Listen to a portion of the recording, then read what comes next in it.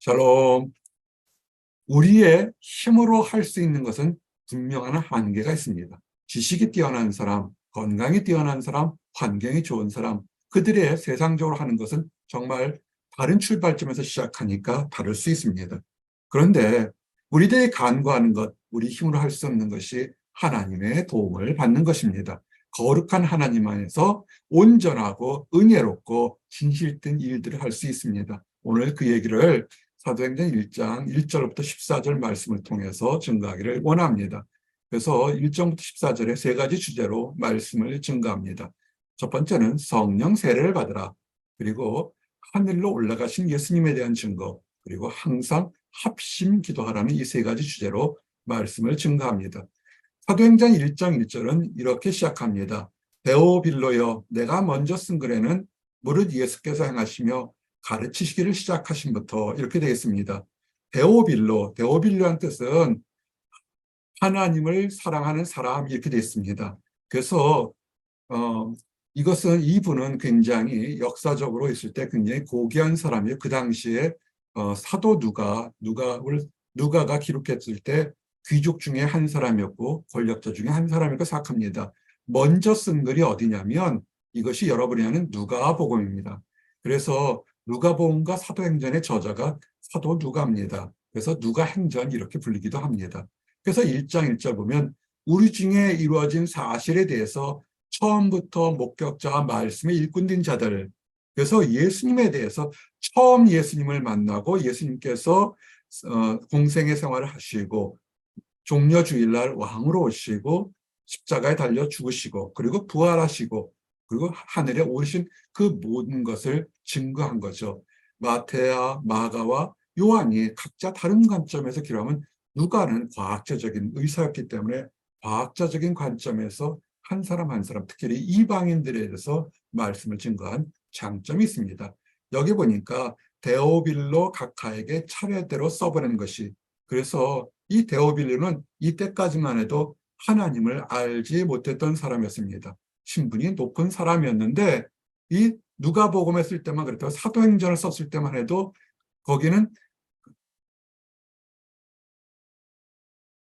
데오빌로요, 내가 먼저 쓴 글에는 이 말인 것처럼 이때 보면 이미 이 데오빌로는 하나님의 말씀을 듣고 누가복음을 듣고 그 다음에 사도행전을 보면서 하나님의 사람이 되었다고 이렇게 기록이 되어 있습니다. 말씀이 좀 놀라운 역사가 일어난 거죠.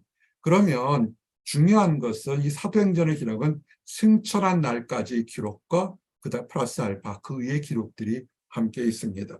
우리는 지난주에 예수님의 부활에 대한 얘기를, 부활절 예배를 드렸습니다. 많은 사람들이 부활하시고 바로 올라가셨다고 생각하는 사람도 있지만 아니고요. 왜냐하면 환상을 보호할 수도 있고 집단 취면에 걸렸다고 그 당시 유대인들이 그렇게 거짓말을 했거든요. 예수님께서는 부활하시고 정확히 40일 동안 제자들과 함께 하셨습니다. 그리고 약속하신 것처럼 갑자기 사라진 것이 아니라 사람이 중력을 거슬려서 하늘로 올라가는 놀라운 일을 보여주셨던 겁니다. 그래서 이 과학자요 의사였던 누가는 그것을 그대로 기록하면서 후세 사람들에게 지금 내가 증거하는 것, 그리고 예수님이 증거하셨던 것은 참된 말씀이라는 사실을 한 겁니다. 그래서 우리가 희망이 있고 우리가 이 말씀을 볼 때 아하, 이것이 참된 것이니까 우리도 소망이 있다는 것을 알게 된 것입니다. 그가 고난을 받은 후에, 고난은 십자가에서 처형을 당한 것이죠. 그리고 그들에게 확실한 많은 증거로 칠이 살아계심을 나타나서 유대인들, 특별히 그 당시 바리새인들은 제자들이 예수님의 시신을 훔쳐갔다 또는 예수님께서 죽지 않고 가사 상태에 일어났다 그랬습니다. 그런데 그런 것을 막기 위해서, 제자들이 시신을 훔쳐가는 것을 막기 위해서 병사들을 앞에 놓고 한두 사람으로 힘으로 굴릴 수 있는 큰 돌 안에 묻어 놓았는데, 가져 놓았는데 그것이 그렇지 않고 이렇게 열린 무덤이 되었고 병사들은 다 도망가 버렸죠. 지진이 일어나면서. 그들이 그래서, 그리고 제자들도 지난주에 우리 증거한 것처럼 제자들조차도 어떻게 사람이 죽었는데 부활할 것인가 의심했습니다. 근데 가장 힘들고 어려운 일을 당했던 막달라 마리아에게 친히 나타나시고 제자들에게, 그 다음에 두 제자들에게도 나타나시는 신을 보면서 그 위에 많은 역사들이 친히 있었습니다. 얼마간? 40일이라는 것. 여기 40이라는 것은 히브리 사람들은 40은 완성수, 완성이라는 뜻이 있습니다. 즉 하나님 예수님께서 제자들에게 사람들에게 완전하게 보이셨다는 뜻에서 딱 40일을 보이신 겁니다. 만약에 80일이 더 완성수였으면 80일 동안 보이셨겠죠. 그래서 그들에게 다시 한번 그 전에 살아계실 때 말씀을 했지만 제자들이 깨닫지 못했는데 이제는 성령을 받으라 말씀하신 이후부터 다시 부활하신 모습으로 말씀을 또 가르치십니다. 이 말씀이 도전이 되어 우리가 하나님 말씀을 단 한 번에 깨닫지 못합니다. 믿음이 깊어지고 신앙이 깊어지고 훈련과 연단이 들수록 그 비밀한 것들을 더욱더 깨달아지면서 하나님의 은혜를 하는데 하나님은 그때 기다리고 계신다는 것입니다. 세상은 깨닫지 못하면 에이 부족한 사람하고 책망할지 모르겠지만 그렇지 않습니다. 부활하신 예수님께서 우리에게 하신 말씀이 뭘까요? 기다리라는 것입니다. 예루살렘을 떠나지 말고 기다리라. 예루살렘이 어떤 곳이었습니까?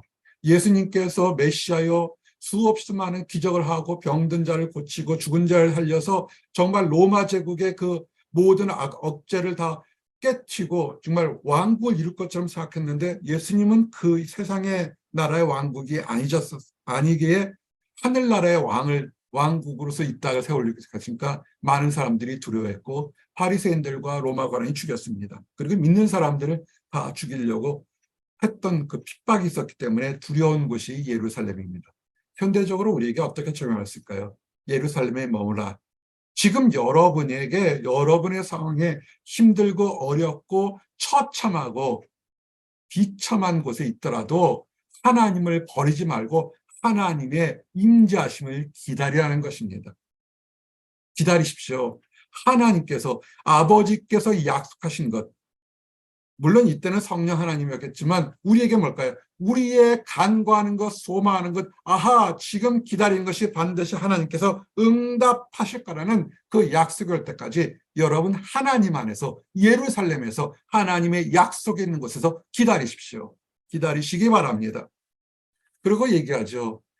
침례 요한, 세례 요한은 물 세례를 주었지만 그러나 몇 날이 못해서 성령으로 세례를 받으리라. 요한이 준 세례는 뭐였습니까? 회개죠. 내가 잘못했습니다. 내가 잘못했습니다. 이건 인간적인 겁니다. 그렇죠? 우리가 잘못하면 세상 일을 하다 보면 내가 잘못할 수도 있고 환경에 꼬여서 잘못될 수 있습니다. 그 뜻대로 되지 않을 때가 있고 여러 가지 억압적인 게 많죠. 그 후회를 하죠. 후회는 제일 밑에 단계고 그 다음에 회개죠. 아, 잘못했습니다. 새롭게 살겠습니다. 결단을 합니다. 이것들은 요한이 준 물로 세례한 것입니다. 마치 목욕탕에 들어가서 때를 닦는 것과 똑같습니다. 그러나 때는 다시 끼죠.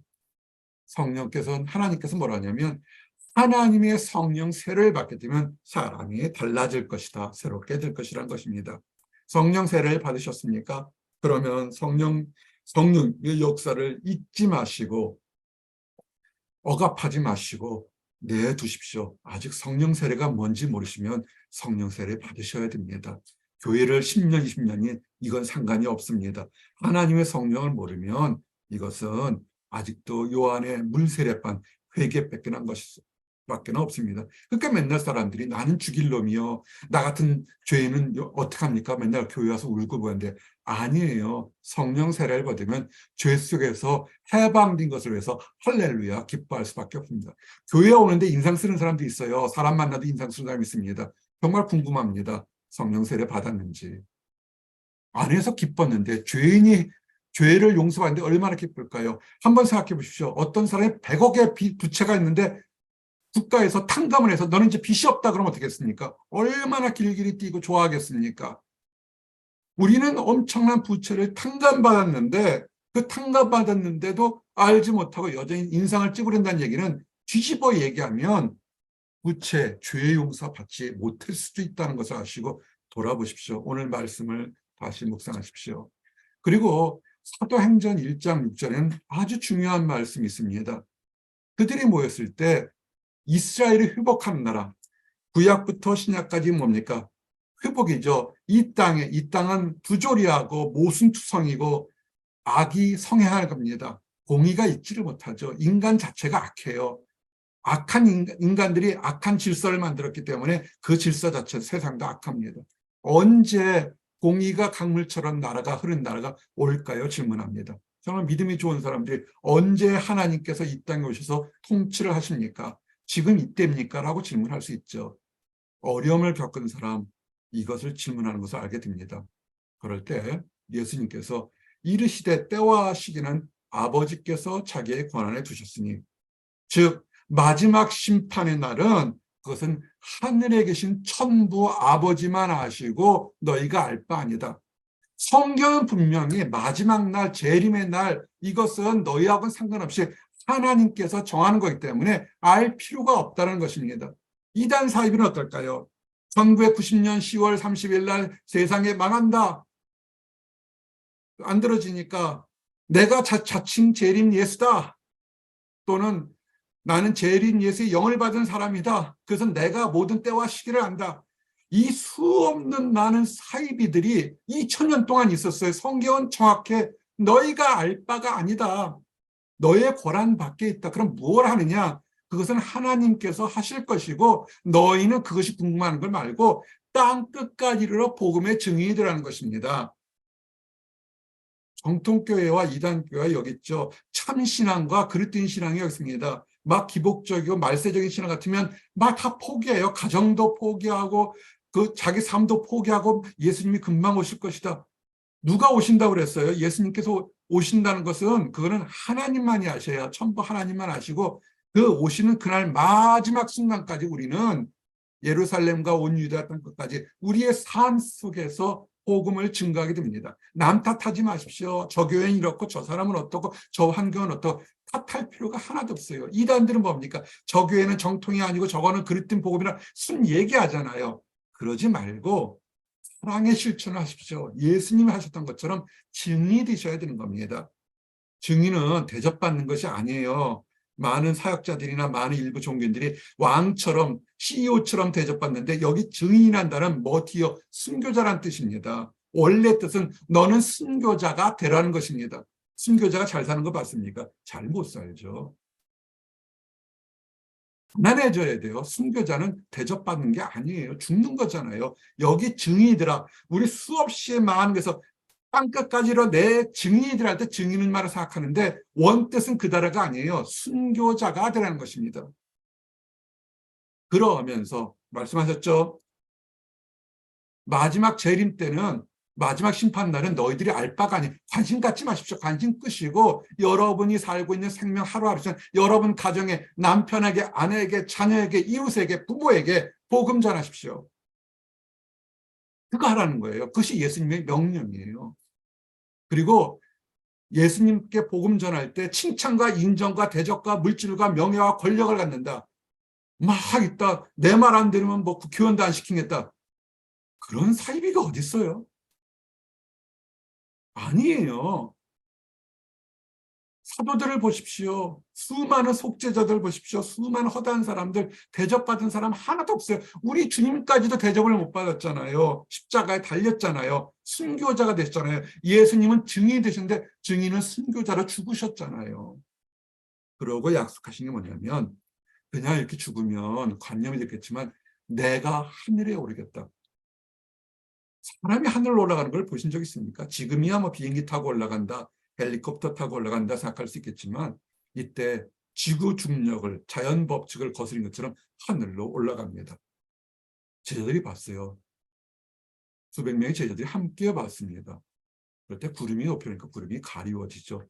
제자들이 너무 놀라고 신기하고 합니다. 우리 주님 하늘로 올라가셨어요. 살아계 계실 때 하늘로 올라가셨습니다. 그럴 때 제자들이 하늘로 올라가신 예수님 바라보고 쳐다보고 있어요.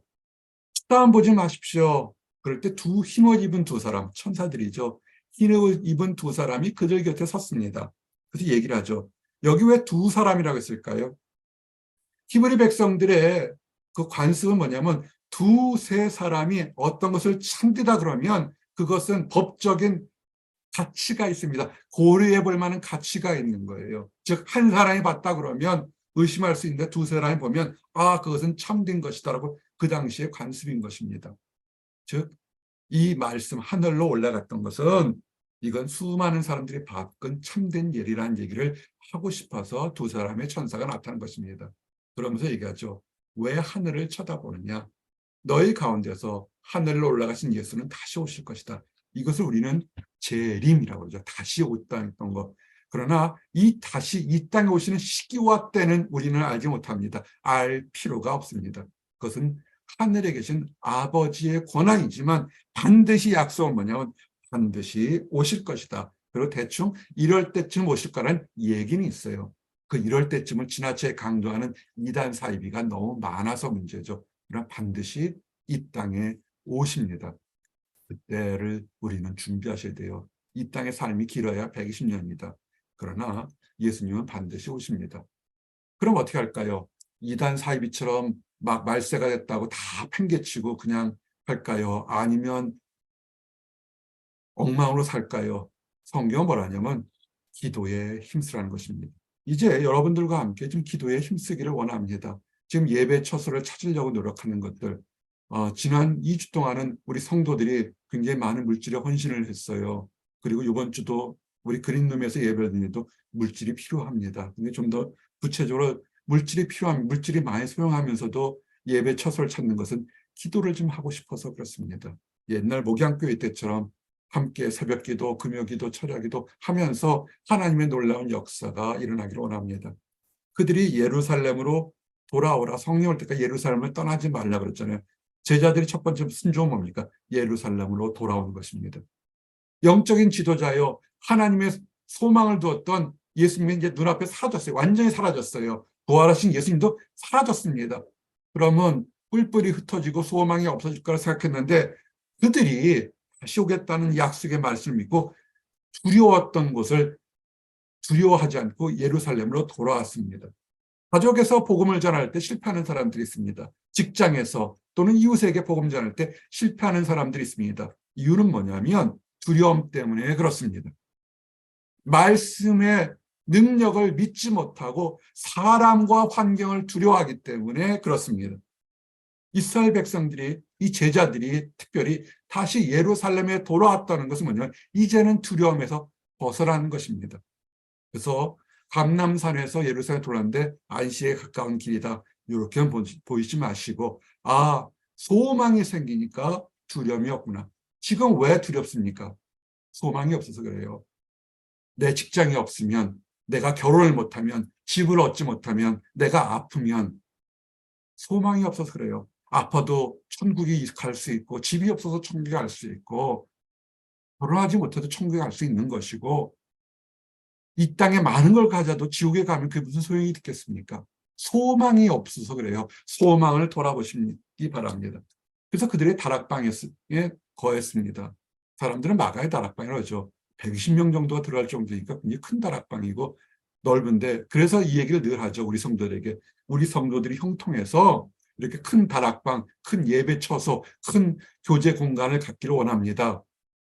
여러분 좀 그러셨어야 돼요. 물질이 있고 집을 얻었는데 그냥 우리끼리만 먹고 잘 살자.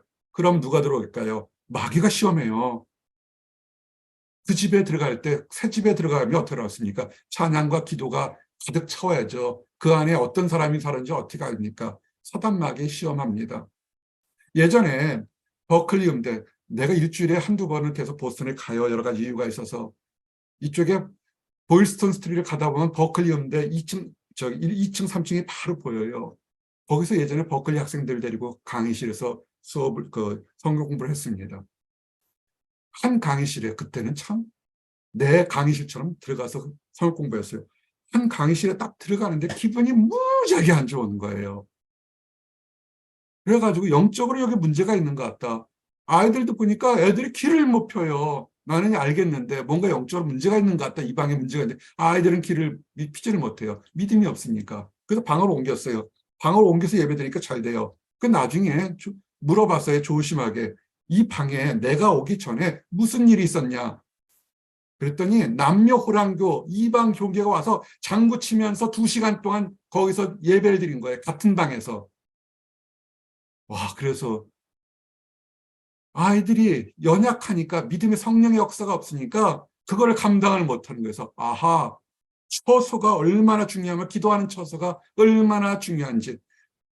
보스턴에 들어갈 때마다 보일스턴 들어갈 때 바로 보이는 건물이에요. 버클리 보이는 오래된 건물에 바로 그 층이에요. 길거리에서 보여. 그 건물을 볼 때마다 저기서 예배 드릴 때 왜 믿음의 사람들이 있을 때 나는 있으면서 그걸 쫓아냈는데 믿음이 연약해서 그들은 예배 시간을 엉망이 됐을까를 생각하면서 여러분 기도의 처소를 이시고 여러분의 물질이 넉넉하시다면 함께 예배 드릴 사람이 많은 사람들이 있어서 함께 기도할 그런 처소를 만들기를 원합니다. 그 좋은 사람들과 함께 기도하시기 바랍니다. 모여서 뭐 할까요? 모여서 이 사람 어떻고 저 집 어떻고 쓸데없는 얘기하는 게 아니라 기도하는 거죠. 오로지 기도에 힘쓰시기 바랍니다. 앞에 보면 그 앞에 그 당시에 가부장적 시대와 남성을 시대 있기 때문에 큰 베드로, 요한, 야고보 쭉 있어요. 이 당시만 해도 남자들 이름 쓰는 걸 대단한 거로 생각하고 당연하다고 생각했습니다. 그런데 누가복음 사도행전의 축복은 뭐냐면 바로 뒤에 여성들의 이름이 다 기록됐습니다. 누가가 얼마만큼 깨어있을지는 모르겠지만 성경은 하나님의 감동으로 쓴 거잖아요. 누가는 손으로만 썼지 하나님의 감동으로 썼는데 하나님의 입장에서는 남녀 차별이 없다는 것입니다. 똑같이 하나님 안에서 기도하는 사람 다 사도급으로 다 동일하게 귀하고 아름답게 느껴진다는 것입니다. 우리 자매님들 많으신데 기도하셔야 돼요. 여러분들이 사도급으로 열심히 하나님께서 여기 나온 것처럼 마리아와 그의 가족들과 동일하게 축복받을 수 있는 것입니다. 특별히 있죠. 여기 예수의 아우들. 예수님께서 뭐 복음 전하셨으니까 미쳤다고 잡으려고 덤벼들던 사람들이었죠. 예수님께서 십자가 달려 죽으시기 전까지도 안 믿었던 사람들이에요. 그런데 부활하시고 나서 그들이 마음을 믿었죠. 그리고 가장 중요한 거 합심해서 기도하기를 원합니다. 지난 한 주 동안에 우리 청년들이 몇 개의 기도 제목을 보내왔습니다. 어떤 사람은 이메일로, 어떤 사람은 카톡으로 함께 늘 기도하고 있죠. 진실로 다시 너에게 이르노니 너희 중에 두 사람이 땅에 합심하여 무엇이든지 구하면 하나님 안에서 함께 구하면 하나님께서 응답하신다고 했습니다. 그래서 우리가 중요한 거예요. 지혜를 주십시오. 건강을 주십시오. 환경을 열어주십시오. 하나님의 뜻을 깨닫게 해주십시오. 뭐라 좋습니다. 함께 하나님께 기도하면 하나님께 들으시고 틀린 것은 고쳐주실 것이고 우리가 기도한 것보다 더 좋은 것으로 만들어 주실 겁니다. 근데 더욱 놀라운 것은 응답만이 아니라 두어 세 사람이 기도하는 곳에 우리 주님이 함께 있겠다고 얘기한 것입니다. 이것이 중요하죠. 나는 우리 성도들이 그리워요. 대면 예배할 때 참 좋습니다. 보고 싶어요. 한국에 계신 우리 성도들 보고 싶어요. 한국에 갈 거예요. 그래서 얼굴 볼 때 얼마나 좋은지 몰라요. KTX 타고 울산까지 갔을 때 우리 성도들 다 모여서 봤는데 너무너무 좋았어요. 돈이 아깝지 않더라고요.